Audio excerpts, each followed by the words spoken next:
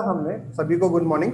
कल हमने रनिंग के बारे में पढ़ा, रनिंग के प्रकारों के बारे में पढ़ा, रनिंग के प्रवाहित होने वाले कारकों के बारे में पढ़ा। ठीक है, आपके रनिंग के स्थानांतरण के बारे में पढ़ा। आज उसी से आगे बढ़ते हैं। आज दूसरा सबसे इंपॉर्टेंट चीज है अधिगमन वक्र। एक क्वेश्चन इससे भी आया था पिछली बार, तो सभी को आता है तो ये ठीक है, ग्राफ ऑफ रनिंग, क्या कहते हैं इसको, ग्राफ ऑफ रनिंग।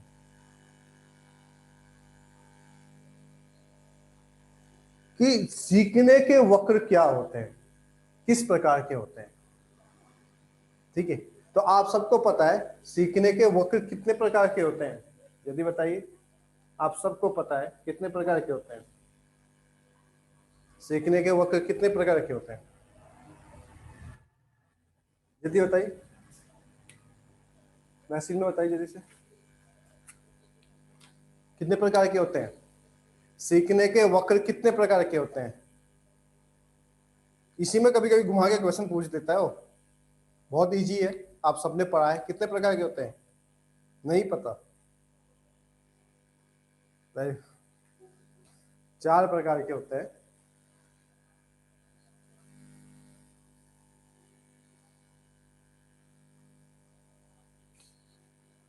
पहला प्रकार, दूसरा, तीसरा,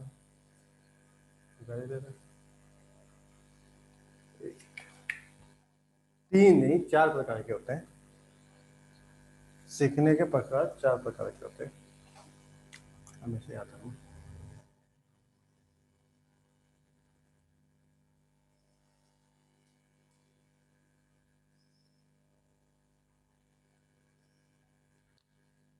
कितने प्रकार के होते हैं, 4 प्रकार के होते हैं। 4 प्रकार के होते हैं, दिख रहे हैं सबको। 4 प्रकार के होते हैं सीखने के पठार।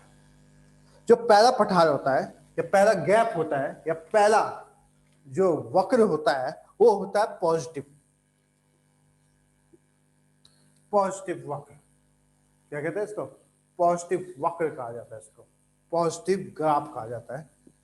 पॉजिटिव ग्राफ, पॉजिटिव ग्राफ कहा जाता है। ठीक है, क्या कहा जाता है, पॉजिटिव ग्राफ। किसको, पहले वक्र को। ये कैसा होता है, एक कर्व के जैसे। अब ये दोनों क्या है, ये है अधिगमन की सीखने की दर। जो y एक्सिस है वो अधिगमन की दर है कि कोई व्यक्ति कितना सीखता है, और ये है समय, समय के साथ व्यक्ति कितना सीखता है। जो पॉजिटिव वक्र होता है वो एक कर्व के रूप में होता है, माने समय के साथ उसकी सीखने की गति भी क्या होती है, तीव्र होती है। समय के साथ उसकी गति की क्या होती है, तीव्र होती है। जब शुरुआत में वो सीखता है तो धीमा धीमा सीखता है। पॉजिटिव ग्राफ माने रनिंग का पॉजिटिव ग्राफ का मतलब क्या है, जब कोई भी बालक या कोई भी सीखने वाला सीखता है तो शुरुआत में कैसे सीखता है, धीमा धीमा सीखता है। और जैसा ही समय हो जाता है उसकी सीखने की गति में क्या आ जाती है, तीव्रता आ जाती है। लंबवत हो जाता है मतलब तीव्रता आ जाती है। शुरू में क्या होता है, हल्का हल्का सीखता है, और बाद में क्या होता है, उसकी सीखने की गति में क्या आ जाती है, तीव्रता आ जाती है। तो इसको कहा जाता है पॉजिटिव ग्राफ। किसका, किसका, रनिंग का। इसका और नाम भी है, इसको कन्वेक्स भी कहते हैं, कन्वेग, सॉरी कन्वेग। आप साइंस में पढ़ते हो ना, कन्वेक्स कन्वेग। तो इसका देखो ये भार की तरफ क्या है, उठा हुआ है, ये भार की तरफ क्या है, उठा हुआ है। तो ये कौन सा लेंस होगा, कन्वेक्स। उत्तर उत्तर पढ़ते हो ना, तो इसको कन्वेक्स ग्राफ भी कहा जाता है। रनिंग का क्या कहा जाता है, कन्वेक्स ग्राफ भी कहा जाता है। पूछा जाता है कन्वेक्स ग्राफ किसे कहा जाता है, तो पॉजिटिव वेव को कहा जाता है। किसको कहा जाता है? पॉजिटिव वेव को क्या कहा जाता है? कन्वेक्स ग्राफ कहा जाता है। क्या कहा जाता है? कन्वेक्स ग्राफ कहा जाता है। ठीक है, तो पॉजिटिव ग्राफ देखो समय और अधिगमन, ये क्या है फिर से दिखा देता हूं। अधिगमन की दर और ये समय,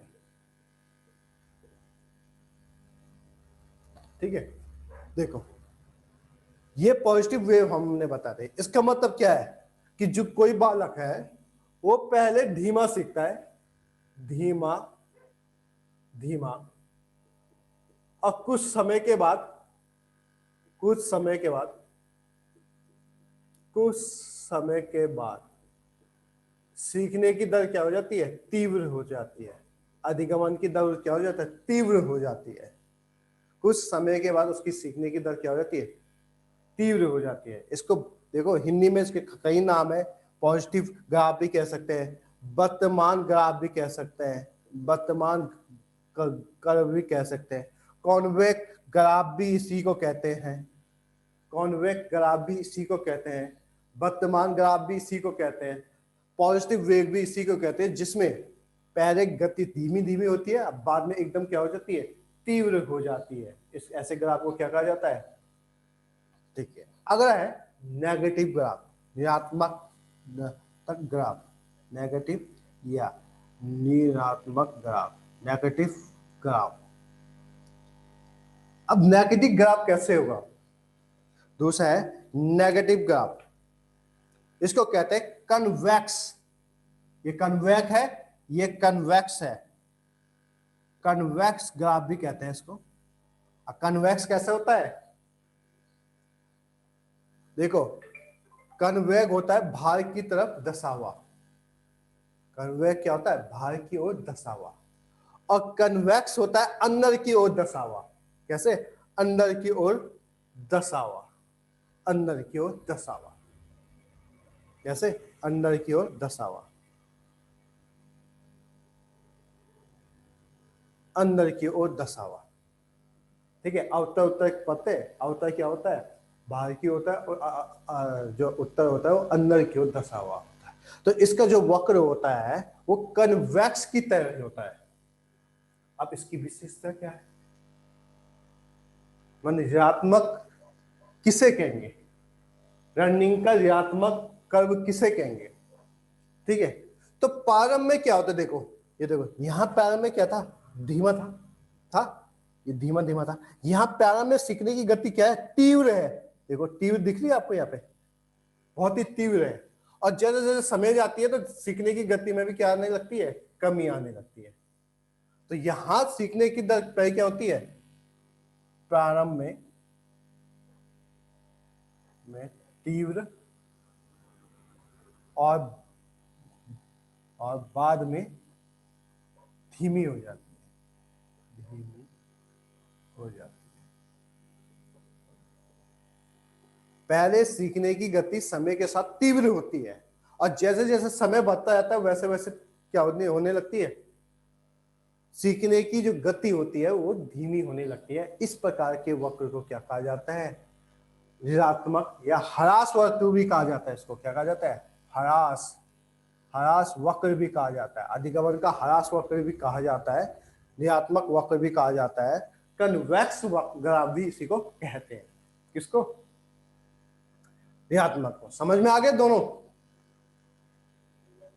यस या नो? जल्दी बताइए, या रिपीटेड करना है दोनों? ठीक है, ज्योति जी को आ गया समझ में? सब बताइए भाई, मैसेज नहीं कर सकते तो हाथ ऊपर कर सकते, कुछ सिम्बल दिखा सकते हैं कि भाई हमको आ गया है। वॉइस नहीं है, माइक लगा रखा है, आवाज नहीं आएगी आपकी। ठीक है, ठीक है, सबको आ गया? ठीक, ठीक है, समझ में आ गया ना? कोई नहीं, एक बार रिपीटेड होकर आ दूंगा। ठीक है, ये दो वक्र समझ में आ गए। ठीक है, पिछली बार शायद से कौन सा वक्र आया था? पिछला इन्हीं में से एक वक्र आया था, इस बार भी एक वक्र इन्हीं में से आ सकता है, तो सही से सुनना, ठीक है, कान सही से सुनना, इन्हीं में से एक वक्र आएगा, ठीक है। अब देखो फल वक्र की, ठीक है। अब हम चलते हैं तीसरे वक्र में।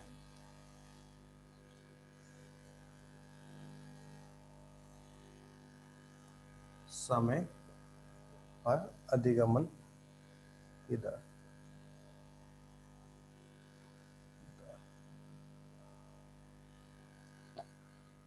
अब आता है तीसरा वक्र जिसका नाम होता है रेखीय त्वरण वक्र।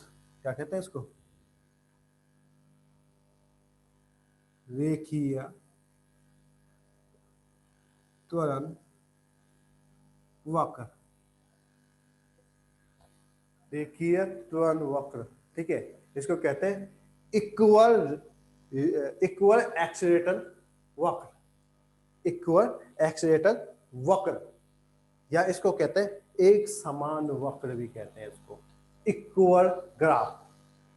क्या कहा जाता है? इक्वल ग्राफ, ठीक है, या रेखीय त्वरण वक्र या एक समान वक्र किसे कहा जाता है? माने अब एक समान है, माने एक जो रेखीय में समय के साथ साथ, समय के साथ साथ सीखने की दर भी जिस प्रकार से समय बढ़ेगा उसी प्रकार से सीखने की दर भी होगी। माने इन दोनों में हमेशा समान रहेगा, सीखने की गति सदैव एक समान रहती है समय के साथ। समय बढ़ेगा तो सीखने की गति भी बढ़ेगी, समय समय तो कभी स्थिर होता नहीं है, तो समय के साथ सीखा माने सीखने में वृद्धि होती रहती है, तो इसको कहा जाता है एक समान वक्र या रेखीय त्वरण वक्र। किसे कहा जाता है? जिसमें अधिगमन की दर हमेशा कैसे रहती है? एक समान, एक समान, एक समान गति, एक समान गति, ठीक है। इसमें एक क्वेश्चन और आता है कि सीखने की अधिगमन का सर्वश्रेष्ठ वक्र किसे कहा जाता है? सबसे अच्छा और सबसे उत्तम वक्र किसे कहा जाता है? तो इसको कहा जाता है सबसे सर्वश्रेष्ठ वक्र। क्या कहा जाता है? सबसे श्रेष्ठ वक्र किसे कहा जाता है? इसे कहा जाता है, जैसे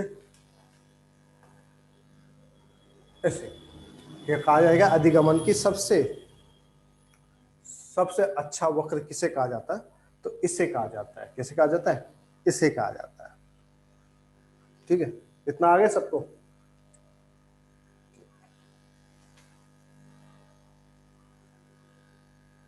ये तीनों वक्र आ गए, पॉजिटिव वेव, सेकंड और एक समान वक्र। सबको आ गए ना? रिपीटेड करना तो बता दो, फिर मैं मिठा रहा हूं, चौथा वक्र बता रहा हूं। सबको आ गया ना? किसी को नहीं आए तो बता सकता है। सबको आ गया? मिठा दो मैं, या कोई वक्र बताओ, बताओ फिर से। सबको आ गया ना? ठीक है, रिपीटेड नहीं करना ना। देखो, पॉजिटिव वक्र हमेशा कन्वेक्स के जैसे होता है, पहला धीमा होता है, बाद में तीव्र होता है। पहले पहले जो बालक होता है वो धीमा धीमा सीखता है, बाद में तीव्र सीखता है। नेगेटिव या कन्वेक्स माने बाहर अंदर की तरफ धसा हुआ होता है, ऐसा वक्र। पहले सीखने की गति तीव्र होती है और जैसे जैसे समय जाता है तो सीखने की गति क्या हो जाती है? समय के साथ धीमी होती है, ठीक है।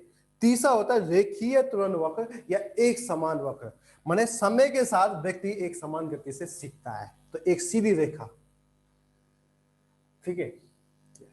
अब आते हैं चौथे वक्र में, जो पिछली बार चौथा ही वक्र पूछा हुआ था। पिछली बार जो चौथा प्रकार का वक्र था वो पूछा गया था। कौन सा पूछा गया था? चौथा प्रकार का वक्र। अच्छा, इसमें एक क्वेश्चन और आता है, बालकों में या अनुभवों के हिसाब से बालकों में सबसे अधिक वक्र कौन सा पाया जाता है? ये क्वेश्चन आपके लिए है कि इन चारों वक्रों में सबसे अधिक वक्र कौन सा पाया जाता है, ठीक है। मैं चौथा वक्र बता देता हूं, ठीक है। ये समय है, ये अधिगमन की दर है,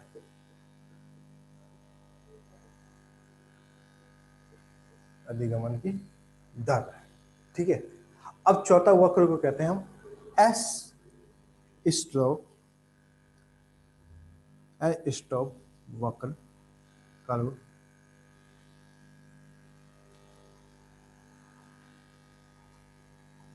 एस स्टोक कर्व माने जिसका आकार कैसा हो, एस के जैसा हो। किसके जैसे हो, एस के जैसे। इसको कहते हैं एस स्कोप वक्र। एस स्कोप वक्र कहा जाता है इसको। सर इसमें क्वेश्चन किस प्रकार के आते हैं, आ सकते हैं? अभी क्वेश्चन बताओ, टॉपिक टेस्ट दूंगा, टॉपिक टेस्ट में काफी क्वेश्चन आ जाएंगे वक्र के, ठीक है? किस प्रकार से आते हैं अभी बता दो। तो एस स्कोप वक्र किसे कहते हैं, ठीक है? या इसका दूसरा नाम है positive and negative graph. Positive and negative graph किसे कहा जाता है? जिसमें नेगेटिव भी है पॉजिटिव भी है। तो पॉजिटिव धनात्मक और ऋणात्मक ग्राफ किसे कहा जाता है? किसे कहा जाता है? इसे कहा जाता है। अब इसमें क्या होता है, पहले जो गति होती है वो धीमी होती है सीखने की गति, सीखने की गति क्या है, धीमी है। फिर क्या हो जाती है, तीव्र हो जाती है। फिर क्या हो जाती है, धीमी हो जाती है। फिर क्या हो जाती है, तीव्र हो जाती है। फिर क्या हो जाती है, धीमी हो जाती है। तो इस प्रकार के वक्र, तो एस आकार की होती है क्या, एस आकार की, ऐसे आकार की, अरे ऐसे आकार की, फिर ऐसे आएगा, फिर ऐसे आएगा। तो इस प्रकार के वक्र को एस स्कोप वक्र कहते हैं, जिसमें पहले धीमी गति से होती है, फिर तीव्र गति से होती है, फिर धीमी गति से होती है, फिर तीव्र गति से होती है, फिर धीमी गति से होती है। तो इस प्रकार के वक्र को एस कवा या इसको सर्पिली, सर्पिला अधिगमन भी कहते हैं, सर्पिला वक्र भी कहते हैं। सर्पिलाकार वक्र किसे कहा जाता है? एस स्कोप को या पॉजिटिव नेगेटिव को। नाम कुछ भी आ जाता है। क्वेश्चन कैसे आएगा?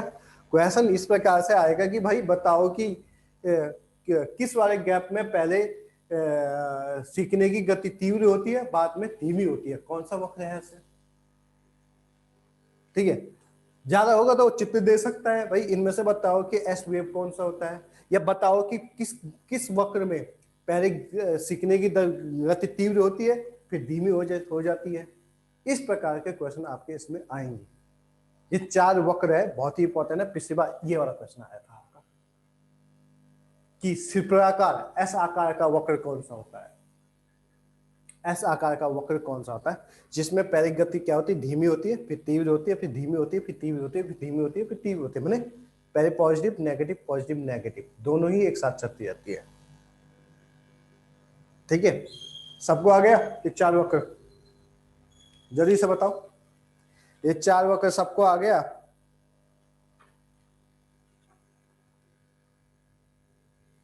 बताओ। ठीक, सबसे ज्यादा बालकों में यही पाई जाती है, ठीक है? और सर्वश्रेष्ठ वक्र मैंने वो बताया एक समान गति से, मगर वो सबसे कम पाई जाती है। एक समान गति से बहुत कम लोग सीखते हैं, एक समान गति से बहुत कम लोग सीखते हैं, ठीक है?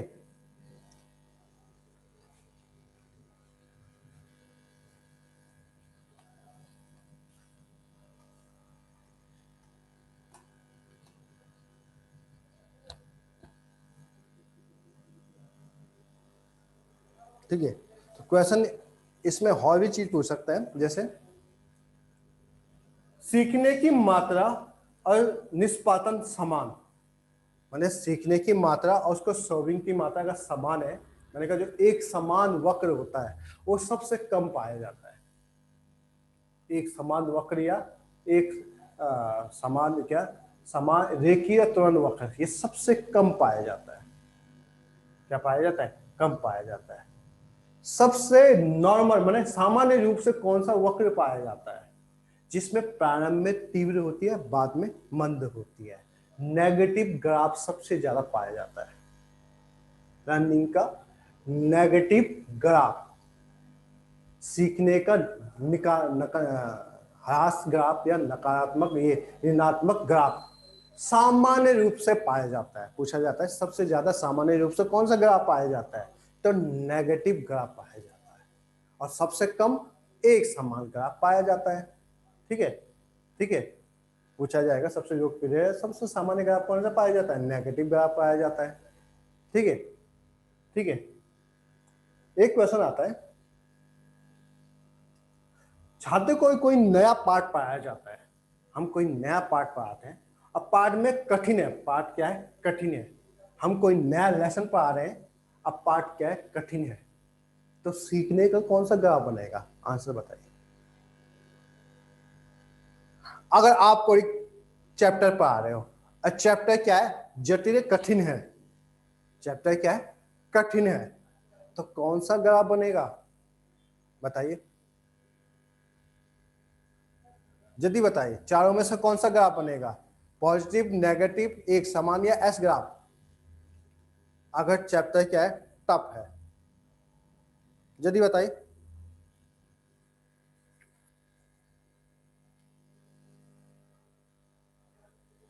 जल्दी बताइए। पॉजिटिव ग्राफ, विवेक का आंसर है पॉजिटिव ग्राफ। ज्योति का ज्योति जी का आंसर है एस ग्राफ। और बताइए, और बताइए अपना आंसर। सुंदर का आंसर है नेगेटिव ग्राफ। और किसी को जल्दी बताइए, ऐसे क्वेश्चन आते हैं पेपर में, बता। साइंस का आंसर है एस ग्राफ।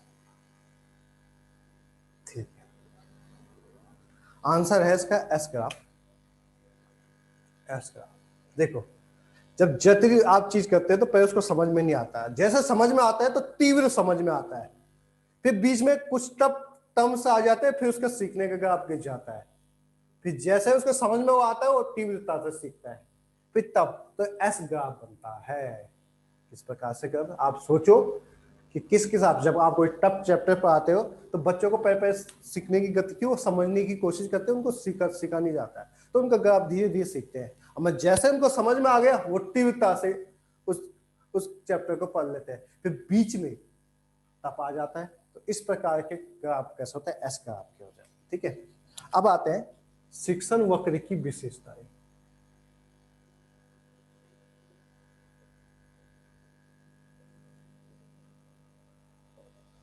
शिक्षण वक्र की विशेषताएं, ठीक है। तो चार विशेषताएं प्रमुख है। पहला है प्रारंभिक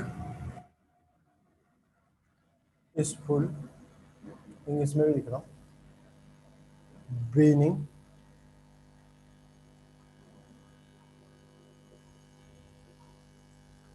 स्पीड, स्पीड मध्य या मिडिल स्पीड या स्पीड।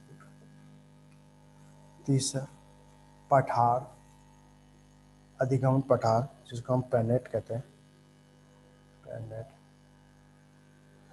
और चौथा होता है अंतिम या अंतिम स्पीड एंड शारीरिक सीमा, इंग्लिश में भी लिख देता हूँ, last speed and physical limitation, ठीक है। या इसको कहते हैं लिमिटेशन या फिजिकल साइकोलॉजिकल लिमिटेशन। ये अधिगमन वक्र की चार विशेषताएं होती है, अधिगमन वक्र की चार विशेषता होती है। ठीक है, जैसे डिस्कनेक्ट होगा जल्दी से आ जाना, टाइम काफी लगता है। बिगिनिंग स्पीड, प्रारंभिक स्पीड क्या होती है, या प्रारंभिक स्पीड को हम कहते हैं 193 कहा जाता है, स्पीड को 93 कहा जाता है। प्रारंभिक स्पीड किसे कहा जाता है, अर्थात सीखने की क्रिया में प्रारंभ में तेजी आती है, तेजी होने वाली प्रकृति को हम क्या कहते हैं, प्रारंभिक स्पीड कहते हैं। स्पीड मतलब तेजी। तब शुरुआत में सीखने, जब सीखने में तीव्रता आती है तो उसको को क्या कहा जाता है? स्फीत। स्फीत कब आएगा, किस अवस्था में आती है? जब व्यक्ति में अभिप्रेरण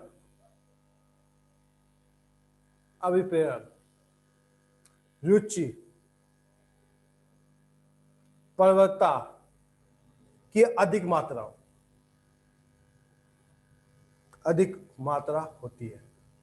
जब आप मोटिवेशन अधिक होती है, आपको किसी चीज में रुचि जो अच्छी होती है, या आप उस चीज को सीखने में प्रबल इच्छुक होते हो, तो सब कौन तो सीखने में बर्निंग स्पिरिट होती है, माने तीव्रता आती है।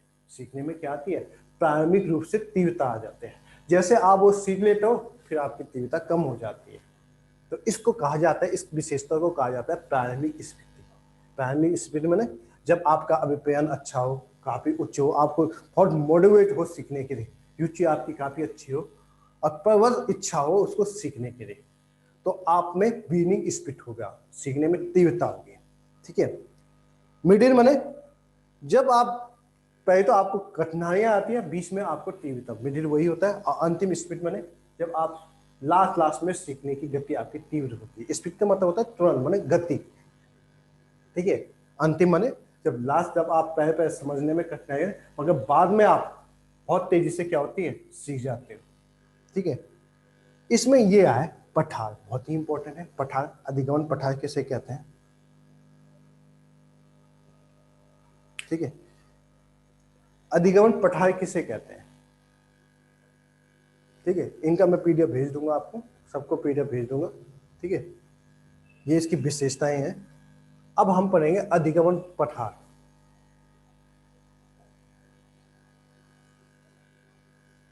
अधिगमन पठार किसे कहते हैं?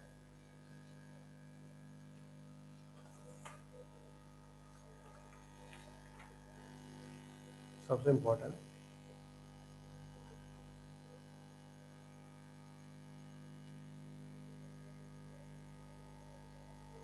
अधिगमन पठार।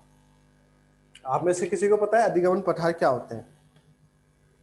रनिंग पैटूट पठार किसे कहते हैं? पठार किसे कहते हैं? अधिगमन पठार किसे कहते हैं?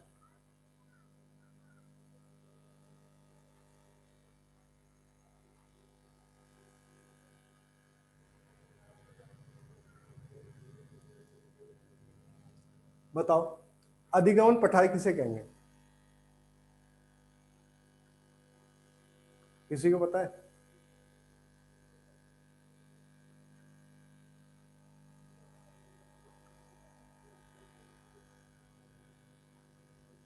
बताओ। देखो, जिसका ऊपरी भाग समतल हो, सीखने के बाद रुक जाता है। बिल्कुल सही कहा। देखो,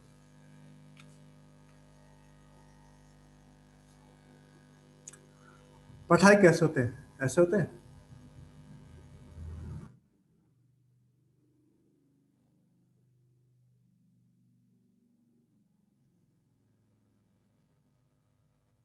होते हैं ऐसे पठार। पठार का मतलब क्या होता है?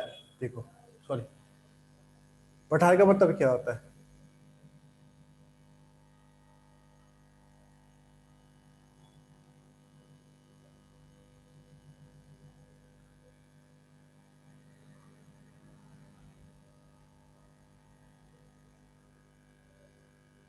देखो, पठार का मतलब क्या होता है?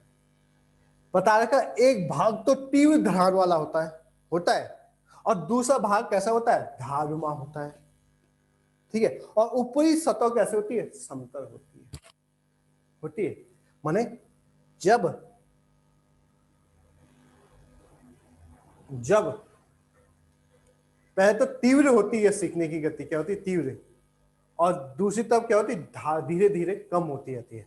मगर जब वो एक समय ऐसा आता है कि जब ना तो सीखने के वक्र में उतार आता है, ना ही चढ़ाव आता है। ठीक है। ऐसा वक्र या ऐसा पठार, सीखने की दर में आने वाली रुकावट या बाधा, उतार चढ़ाव, ये उतार है, ये चढ़ाव है, ये उतार। उतार चढ़ाव की स्थिति, और एक स्थिति ऐसी है जब ना तो उतार हो रहा है न चढ़ाव, ये वाली स्थिति, ना उतार हो रहा है न चढ़ाव। तो इस प्रकार के वक्र को क्या कहा जाता है? अधिगमन पठार कहा जाता है। क्या कहा जाता है? अधिगमन पठार कहा जाता है। क्या कहा जाता है? अधिगमन पठार। माने सीखने की गति में आने वाली रुकावट, सीखने माने अधिगमन की दर में, अधिगमन की दर, ये समय अधिगमन की दर में,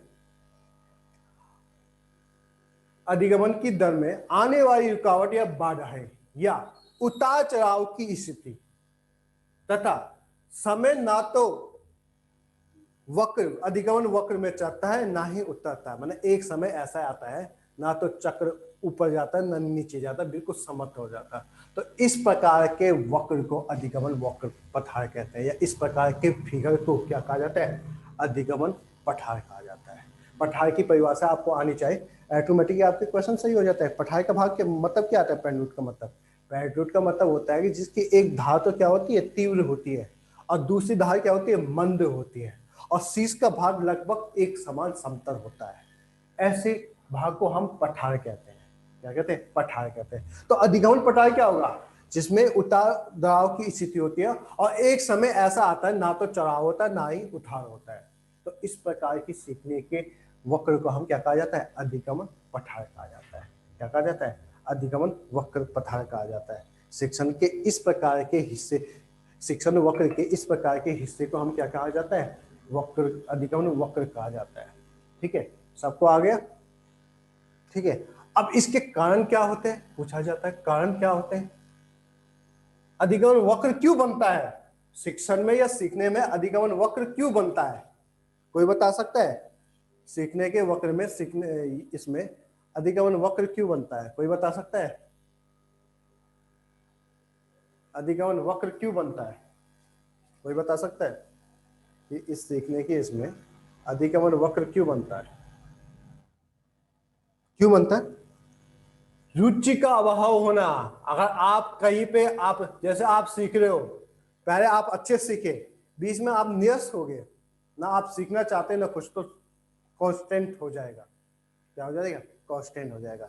फिर आपके सीखने की गति धीरे धीरे कम हो जाएगी। फिर जैसे आपके अंदर रुचि आएगी, आपकी तीव्र होती। तो रुचि का अभाव, ठीक है, थकान, थकान या मानसिक या शारीरिक स्वास्थ्य, ये भी इस पठार को बढ़ाने के लिए कारक होता है। सीखने की, शिक्षण की विधियों में खामियां या अनुचित शिक्षण विधि, अनुचित शिक्षण विधि, ये भी इस वक्र को बनाने में के कारण होते हैं। शिक्षण विधि, ठीक है, ठीक है, आलस, प्रेरणा का अभाव, तो ये सब कारण होते हैं अधिगमन पठार बनाने के। अभिप्रेरणा का अभाव हो जाता है, रुचि का अभाव हो जाता है। जहां पे आपकी अभिप्रेरणा होगा वहां पे आप समतल हो जाओगे, नीचे गिरने लगोगे, फिर जैसे आएगा वैसे ऊपर आ जाओगे। ये सब किसके कारण होते हैं? अधिगमन पठार के कारण होते हैं। ठीक है, आ गया सबको? ये अधिगमन वक्र और पठार वाला टॉपिक आ गया समझ में? यस या नो? जल्दी बताइए, जल्दी बताइए, सबको आ गया?